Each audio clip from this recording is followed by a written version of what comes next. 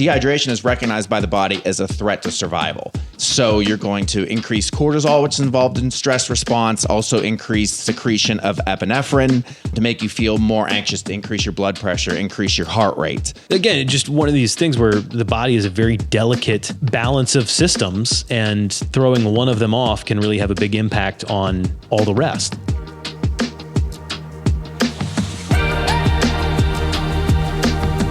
This is Generation Health. Every episode, we are bringing you the latest in news, cutting-edge research, and time-tested best practices helping you live longer and better. Sitting across from me, Joey DiMatteo, PharmD, board-certified clinical nutritionist. How are you, sir? Very good, sir. And to my right, Dante DiMatteo, PharmD, certified strength and conditioning specialist. How are you, my friend? Doing pretty well. Thank you.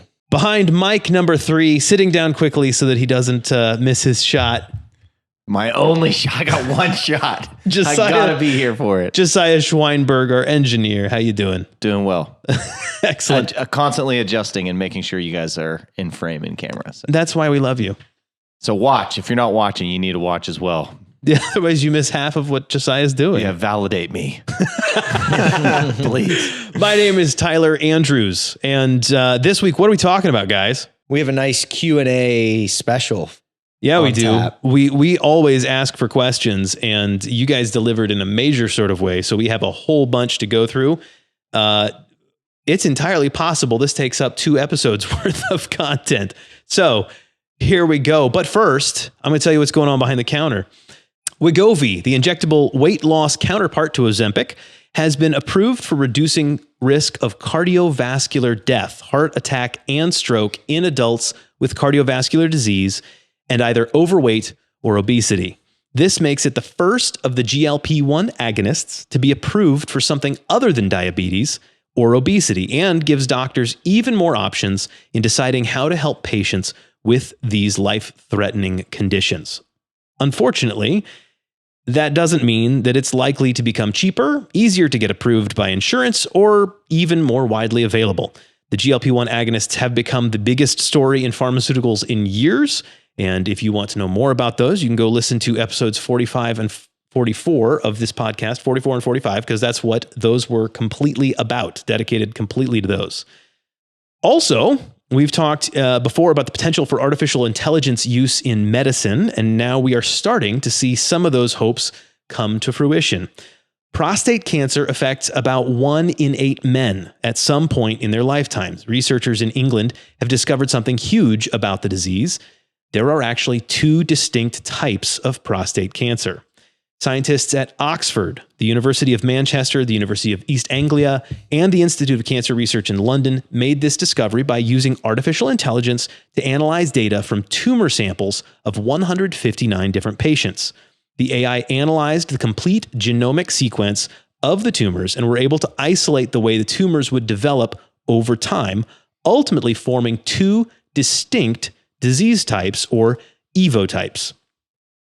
Prostate cancer, while responsible for a large number of cancer deaths in men, is more often a cancer that men die with than from. Being able to identify which type of cancer patients have and allow them to avoid unnecessary side effects of treatment, like incontinence and impotence, is a big deal. One researcher said, quote, "These results could be the beginning of us being able to take the same divide and conquer approach to prostate cancer that has worked for other diseases such as breast cancer," unquote. All of this was possible because of recent advancements in the abilities of artificial intelligence. So really excited to see that stuff starting to crank out some practical, useful results other than writing people's term papers for them. Yeah, those are 2 big ones. Good stuff. The research, not the term papers. Correct. Right. Okay. All right. All right.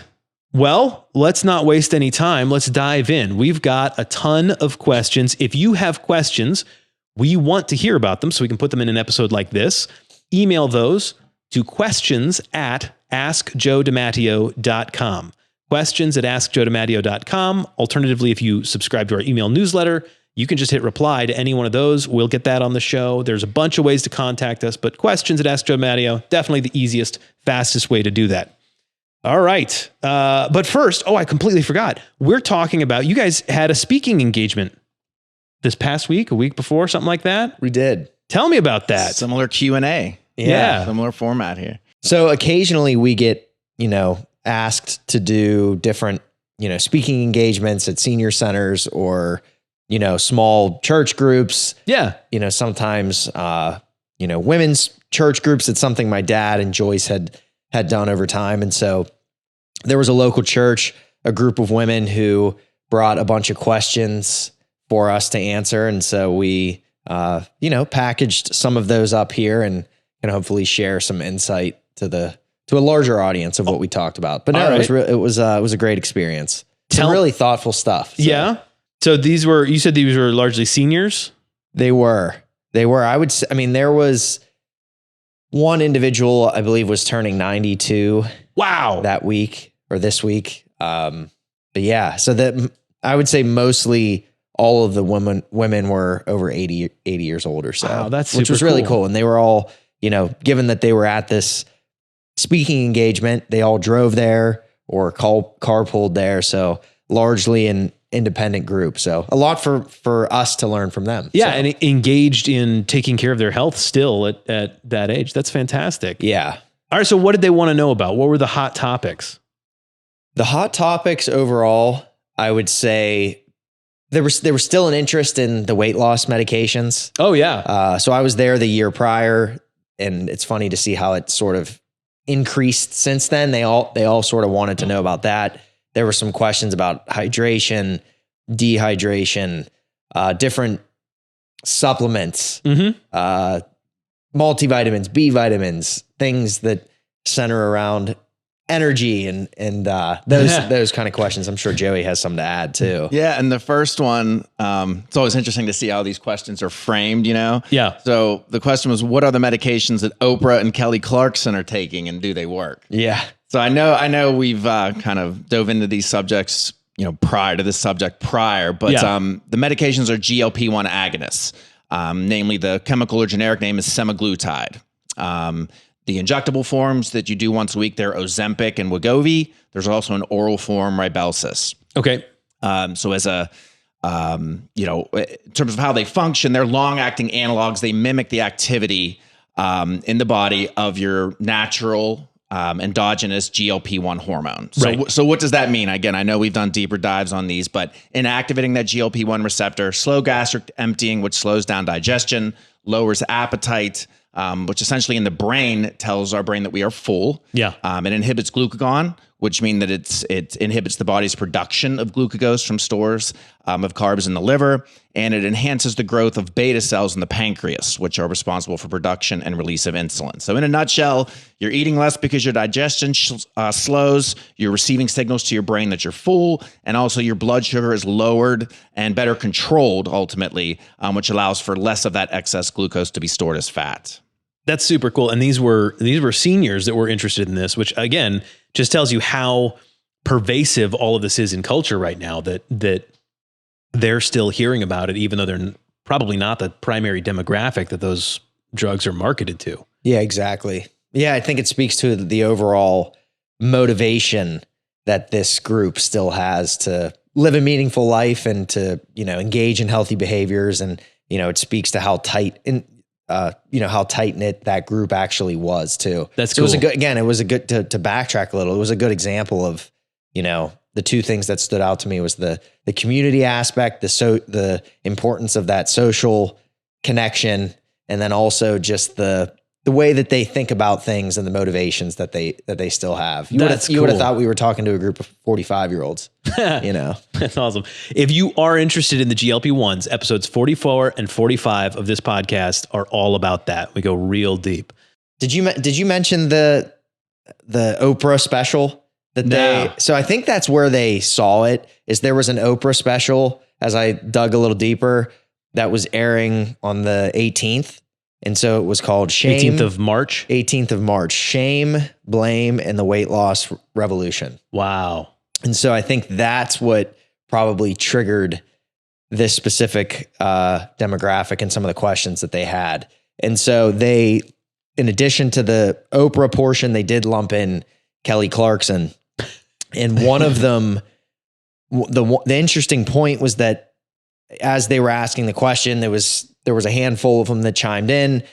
The one woman associated this whole thing with a gummy product that she saw Kelly Clarkson apparently marketing. And so, as we researched a little bit, we saw that this was not actually had nothing to do with the GLP-1 agonist. Okay. Which she thought maybe it was a medication. She just wasn't sure. Sure.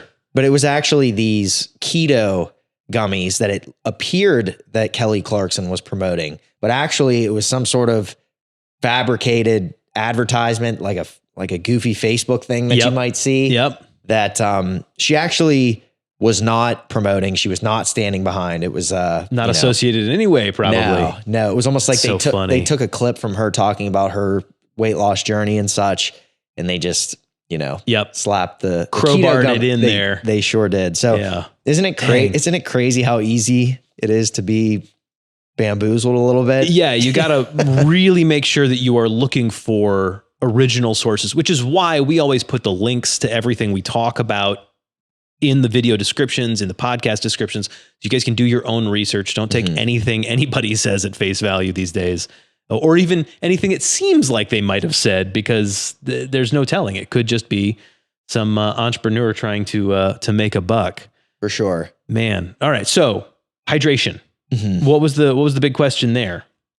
So the big question there was what we boiled down to was essentially, am I drinking enough water? And to provide some context, in a roundabout way, she sort of explained a situation where she ended up in the hospital, was feeling a little lethargic and just sort of out of it. She was concerned her blood sugar or her blood pressure was dropping, and she ended up in the ER. And her take on the whole situation was that this all occurred as a result of some dehydration. Wow. And so, we kind of took her word for it as, dehydration is certainly something that is more prevalent in the aging population than it is necessarily for people our no age. Kidding. So, yes. So in general, I would say, some of the statistics that are floating around out there is that the elderly population is roughly 20 to 30% more prone to developing dehydration. And this is generally due to a handful of factors, immobility, as it's associated with aging. Sure. Diabetes, renal disease, falls. And then one part that's particularly worth noting is that there is an impaired thirst mechanism that seemingly loses its edge as we age as well. And so it's not that older individuals aren't thirsty anymore. It's just that there's a they just don't perceive that sensation in the same way. Exactly. So there's something going on, centrally that can affect this whole process. So, because usually at this point, not to be overly reductionist with some of the takes that I have, it's just that for the most part, we don't really need to worry about hydration. If you're thirsty and you're drinking when you're thirsty and you generally feel okay and your urine isn't dark brown, then for the most part, there's not a huge problem there. But again, looping back to the older population, they're just not as in tune with these signals. They generally have more comorbidities, and that, this is something that can independently act as a risk factor for things like length of hospital stays, readmission to the hospital, intensive care stays, and just poor prognosis. So what is I know the numbers change all of the time. What is the general suggestion that you can give to somebody like that? How much water should an elderly woman be drinking to make sure that she's staying hydrated? Even that is a tough answer to give. Yeah. I think at this point, the CDC is recommending 2 to 3 liters a day of water intake or of just general fluid intake. Yeah. And I think that's a safe bet. Now, water intake or fluid intake is going to be largely individualized. Yeah. And not to get into every aspect of that, The reason why I say it is that there are things like body composition that play a role. So, people who have higher levels of muscle mass, let's say, they have higher levels of total body water, meaning that there's a different sort of turnover in total body water on a daily, weekly basis versus somebody who has lower muscle mass, i.e. the aging population. So there's differences among age categories. There's differences among people who do different types of exercise. There are people that have just different sweat rates for whatever reason. I mean, there's so many ways to sort of slice and dice this that, I just say that more or less to provide color, but in general, 2 to 3 liters a day is probably fine. However, you want to break that into maybe ounces, or how big is your water container that you have to make that a little more, trackable. Joey's, if you get a huge jug like Joey has, you might only have to fill it up like once a week and you'll be good, but 3 times a day, like me. Yeah, exactly. But I mean, I know we say that in jest, but having a water, we'll get to some recommendations, but having a water like that almost just a jug like that almost just makes it, hydration become more of a ritual. Right. And I got to fill this up as I start to feel it decline. Maybe it's less about thirst. You just think, okay, my water's empty. It just becomes this thing where I'm going to go fill up my water. And then I don't know, I just feel like it shouldn't be something that people have to consciously worry about.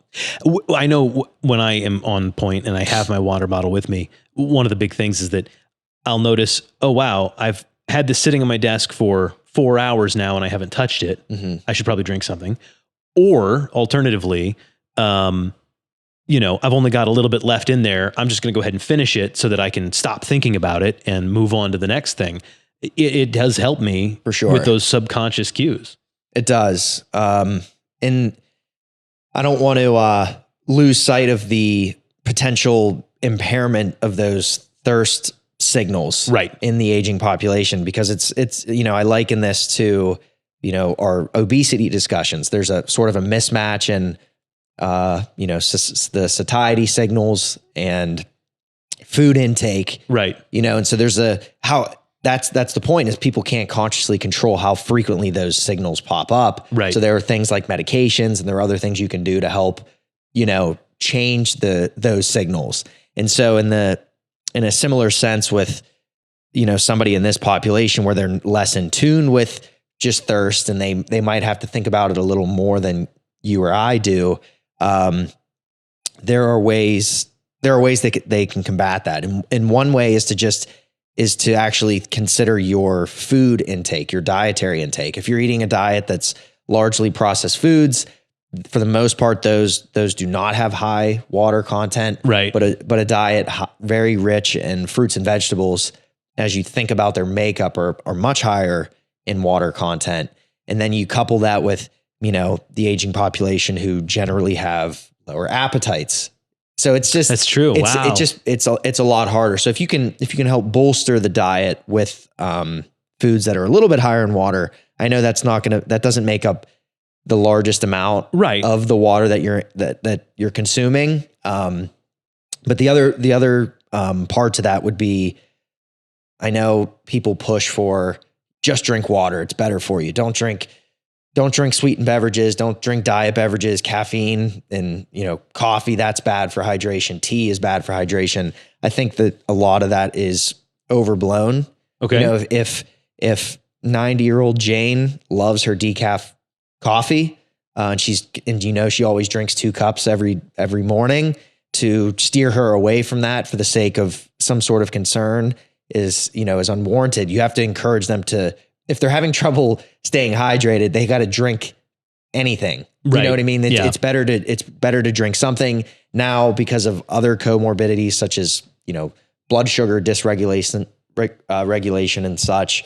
You don't want to be encouraging them to drink sweetened beverages. Sure. But maybe, diet drinks or teas or something to make the process of drinking, again, that we're really not thinking about too much, that's more laborious for them, push them to consume the things that they like that aren't filled with sugar, basically. Anything to make it easier. Yeah. Fair enough. And one other kind of an avenue that I went down a little bit with this, and it's something that I deal with and notice, which is essentially why, but dehydration is linked to increased levels of anxiety. Your brain needs to be hydrated to function at its best. And so I looked at, why that could occur. And at its most primal level, dehydration is recognized by the body as a threat to survival. And we're not necessarily talking about, clinical dehydration. It's in that gray where we live in a lot of these topics, but it triggers fight or flight. So you're going to increase cortisol, which is involved in stress response, also increase secretion of epinephrine to make you feel more anxious, to increase your blood pressure, increase your heart rate. The other thing that I found interesting is the cognitive effects that kind of go along with all of those things: impaired memory, reduced concentration, and attention, and impaired ability to problem solve, reduced alertness. A psychology journal in India summed it up this way that I thought was really helpful. Dehydration is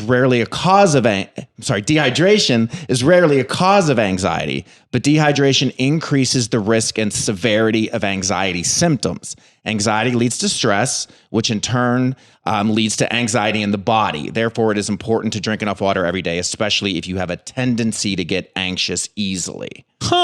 Again, it's just one of these things where the body is a very delicate balance of systems, and throwing one of them off can really have a big impact on all the rest. Yeah, they actually did a study in 2011 in men with mild anxiety, and they had both of them exercise. They had one group take a diuretic and the other group not.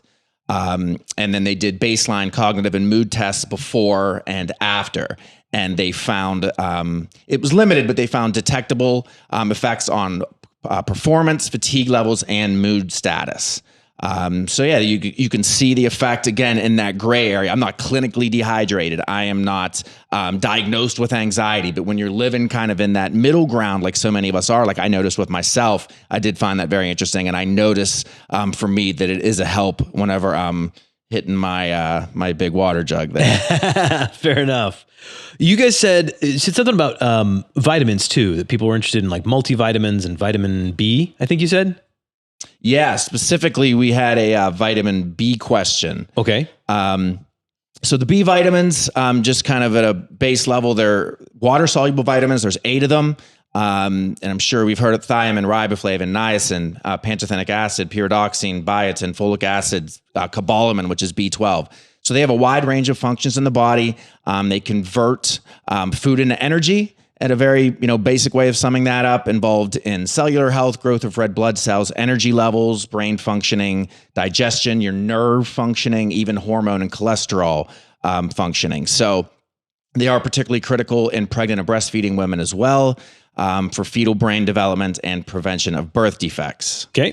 So typically, though, the average person does get enough B vitamins through their diet. And I think, that's, again, back to that gray area. Well, what is your diet like? Are you eating the rainbow? Are you eating fruits and vegetables, or are you not? That's kind of where changes the parameters. Because the question is framed kind of as, what are B vitamins good for? But also, I guess the way I take it is, who needs to take them more than somebody else? Need is a very difficult term to quantify with a supplement or with nutrients like this. Mm-hmm. So I guess where my mind went was, what conditions or in what populations maybe are you more likely to be deficient in B vitamins? Maybe you're not absorbing them properly. So you've got no surprise, the GI issues such as celiac disease, Sure. Crohn's disease, inflammatory bowel disease. Also, alcohol use disorder is a big one as well. So all of those populations, again, kind of move the bar relative to who would, quote unquote, need to take a B supplement. So another thing that I think is important is the role of medications, especially we were talking to an elderly population. Right. Yeah. Very commonly used medications, very effective medications that I wouldn't say we recommend, necessarily, but in our role do emphasize to patients the importance of. Such as PPIs, the proton pump inhibitors, H2 blockers, those are antacids. not Tums, but they're the antacid therapy that you kind of take daily and more ongoing, the Prilosec, Protonix, etc. All of those can inhibit your body's ability to absorb B vitamins and B12. Metformin, also very commonly used for insulin resistance and type 2 diabetics. Also pretty commonly used Lyrica, which is pregabalin, primidone, Topamax. So all of those medications can lead to, again, maybe a more increased need for B vitamins, as well as if you're on a strictly meat-free diet. I mean, a large source of B vitamins are found in meat such as red meat and chicken, as well as milk, cheese, eggs, obviously, dark green leafy vegetables, and even some fortified grains and cereals as well. Okay. Super cool that people are engaging that way. Let's talk about some email questions. Jan got this one to us through Josiah. She said, "Hi guys, thank you for your podcast on Generation Health. I've been enjoying them very much. I have a question about strontium citrate. I've been taking 680 milligrams per day of strontium citrate along with calcium, magnesium, and a K2 supplement for 2 years. I had osteoporosis, but my bone density has improved significantly. I now have osteopenia. A few months ago, in the second year of dealing with supplementing, I had my cholesterol checked as part of my yearly checkup. My LDL went up 40 points in just 1 year. Prior to this, my cholesterol had been stable at slightly above normal for years and years. I want to identify the cause and eliminate it, but being on a statin makes that harder to do, doesn't it? I know that strontium's... oh boy, we're going to get into the big words that Tyler can't say. I know that strontium ranelate... Did I say that right? Ranelate? Yeah. Sure, okay. Can cause heart problems, but I thought strontium citrate was supposed to be safe. I would hate to stop it completely because it has helped my bone density so much, so I am now taking a half dose. I do not want to even consider taking a pharmaceutical for osteoporosis. I would appreciate any information you may have on it. Since it is a supplement, my doctors seem to have no opinion. They just want to know if I had changed my diet or the amount of exercise that I do. I have not. Thank you, Jan. Okay. Big, long email. Give you guys a bunch of background. What's going on here? What is strontium citrate, and what is that something that's something she's taking for the osteoporosis, right? Correct. It's part of her regimen here.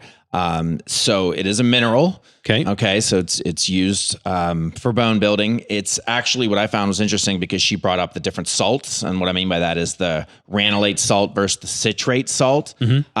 Strontium ranelate is approved in Europe as a medication. And that's where the link to because the one comment stood out. I know strontium ranelate can cause heart problems. So strontium ranelate approved as a drug in Europe, not FDA approved here. Strontium citrate is available here as a supplement. Okay. So very widely, I can tell you that one has been studied and one has not been studied so much. Obviously, the supplement citrate has not been studied. Ranelate has been. Okay. So the tricky part comes in, what parallels or what conclusions can you draw from what you know about ranelate to citrate for the better or worse? What is the major difference between the two? You said they're just salt forms? Yeah, they're just salt forms. Strontium is still obviously what you're after in terms of the effect, literally being part of the mineral building block of your bones. Okay. It's really about what your body does whenever you intake that to separate the strontium out. Okay. All right. So, and then the concern is that it's affecting her cholesterol, that her LDL went up 40 points in a year. Yeah, like almost, something is causing this. Could it have been this Could it have been this thing, that has been shown to maybe increase the risk of cardiovascular disease, right? So that's what the maybe not logical jump here is that the only thing that she can think of that she's changed is she's taking the supplement. Therefore, that's probably it. Yeah. So what I saw, strontium ranelate is effective.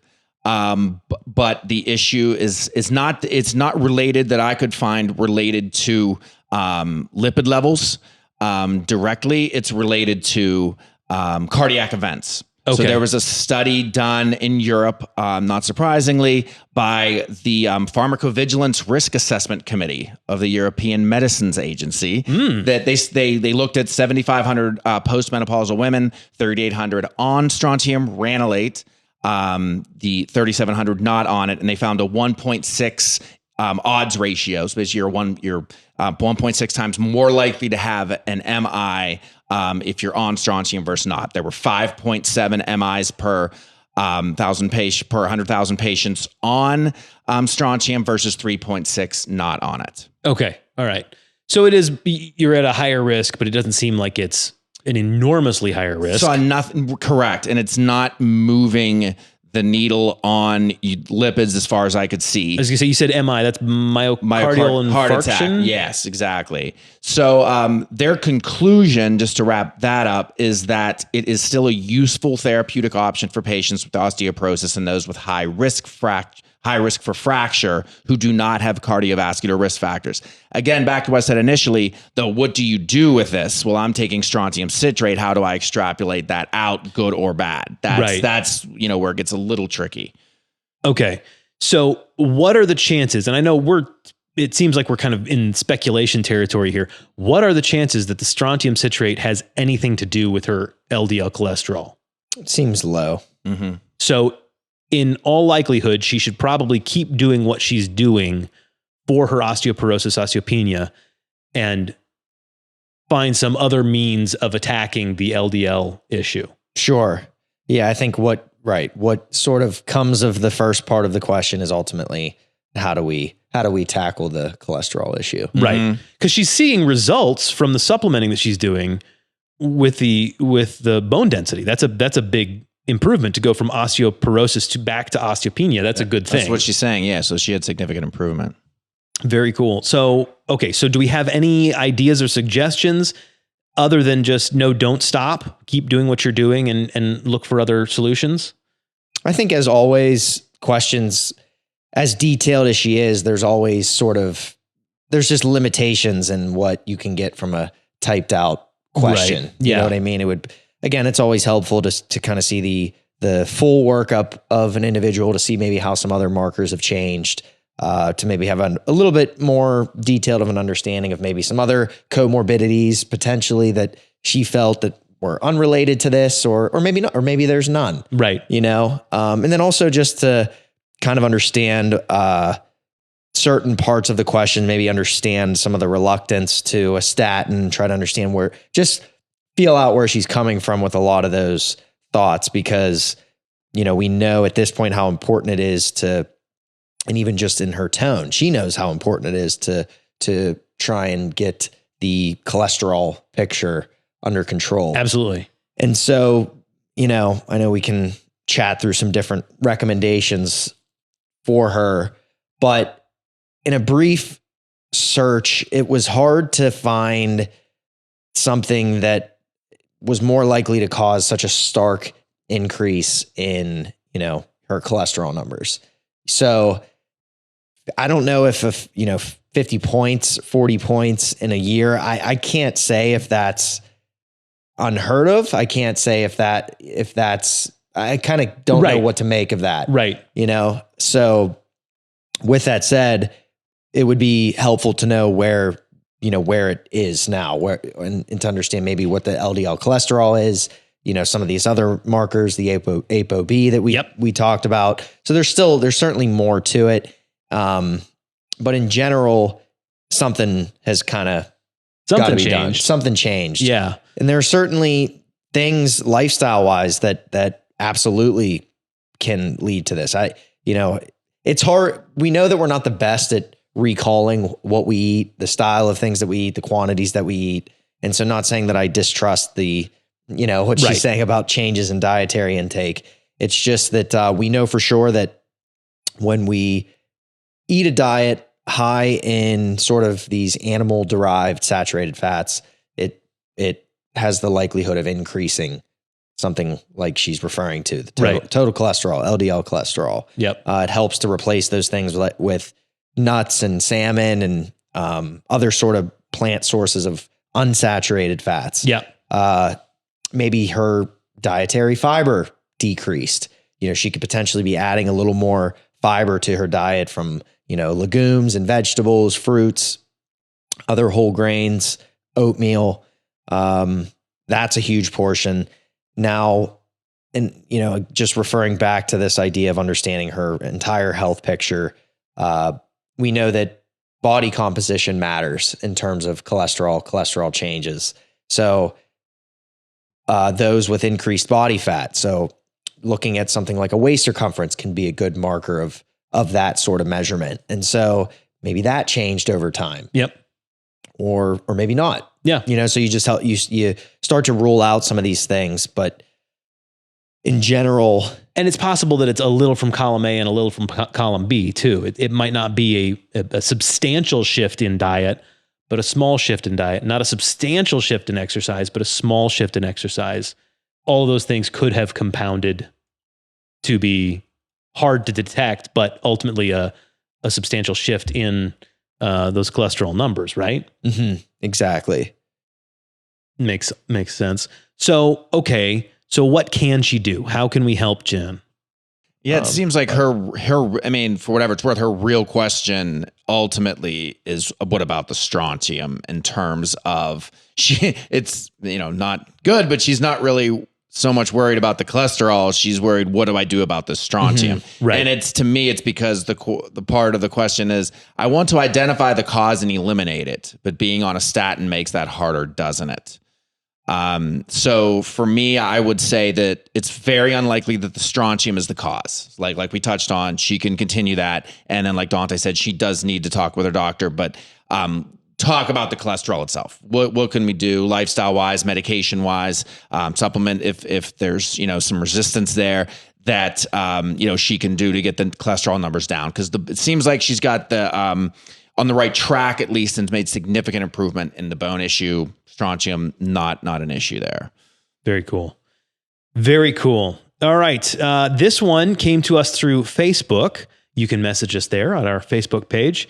This is from Serene. She said, "Hi, I'm reaching out in regards to my 9-year-old son with ADHD type 6. I am seeking the natural route instead of medication. Do you have any recommendations? I love Dr. DiMatteo, listened to him daily while he was alive and used many of his products. I felt like I knew him so well that when he died, I cried so hard. I even sent flowers." Thank you, Serene. Wow. A good soul laid to rest, waiting for Christ's return. I cannot wait to meet him in heaven. Thanks a million, Serene. That was fantastic. Okay. So she's got a son, 9 years old, ADHD type 6. I don't know what type 6 ADHD is. So yeah, in a nutshell, what I found is it's also termed as ring of fire ADD. And it comes from analysis of the brain itself and brain patterns. There's a high activity in certain areas of the brain. Okay. What it ultimately means though, is that this type tends to have a harder time turning off their brains. They can be very overwhelmed with thoughts and emotions. Interestingly, they found that this type actually gets worse when they're on stimulant medications alone. Oh, wow. Because again, it's a clear overactivity in the brain. So that makes sense then that she wants to avoid medication, at least the standard medications. Yes, for ADHD. It does. And I did want to touch on that. So I think just given, and I have no idea what her doctor has recommended or has not, I think and rightfully so to a large extent, there is a resistance. Kids on meds equals bad. Kids on meds for ADHD equals Ritalin. It does not have to equal that. Right. There are medications that you can do that it's not just important to understand that they broadly can help ADD. It's important to understand how they work.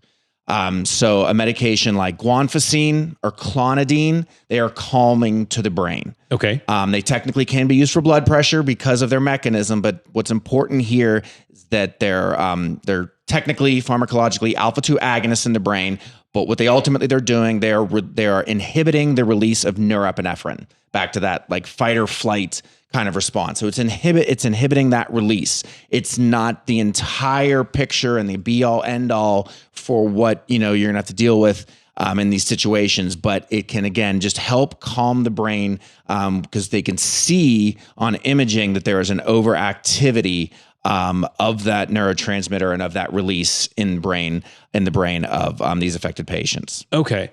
What else can be done? What can she do other than medications before we put that to bed? She's looking for other options. Correct. Yeah. And just to wrap up the just a point blank comparison, in 2021 they did a study of elementary aged kids with ADHD. 78% of those treated with stimulants had an improvement in symptoms. 66% who took one of these medications that I mentioned, the alpha-2 agonist, had improved symptoms. So yes, it was 12% less. But when you look at the lack of side effects, there's no dependence, let alone addiction concerns.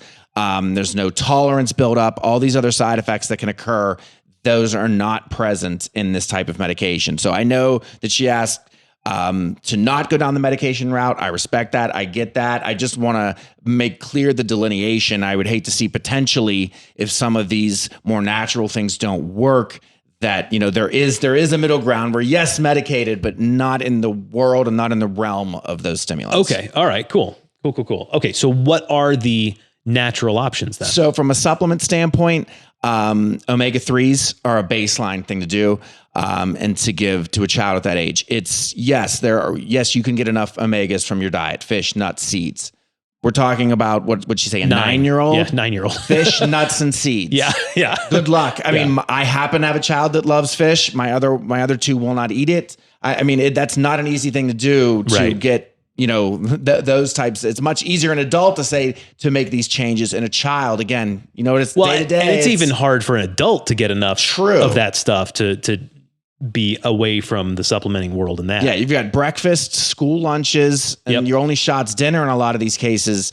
Yes, I'm fortunate enough my kid will eat tuna for lunch and things like that. That's not easy. So 500 to 1,000 milligrams daily is shown to be safe for kids at that age. Okay. I think that's a basic safe amount. You can also see if there are any other symptoms that it can often be co-occurring with omegas. They can give you a little bit of insight there. Skin issues, especially related to drying. So like dry skin, eczema, also some immune issues, weak immunity or asthma. Again, it's not saying omegas are going to cure that or that's what's causing it, but there can just be a link and an association with those things. Cool. So if those improve, then that could be part of it. Yes. And it can just help give you a little more of an overall picture of your child. Okay.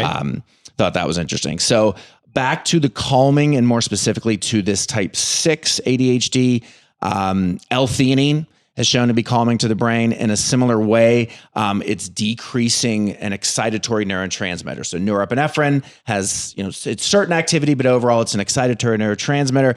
Glutamate functions in the brain that way. So it can help rebalance GABA and glutamate. GABA is a calming and inhibitory neurotransmitter.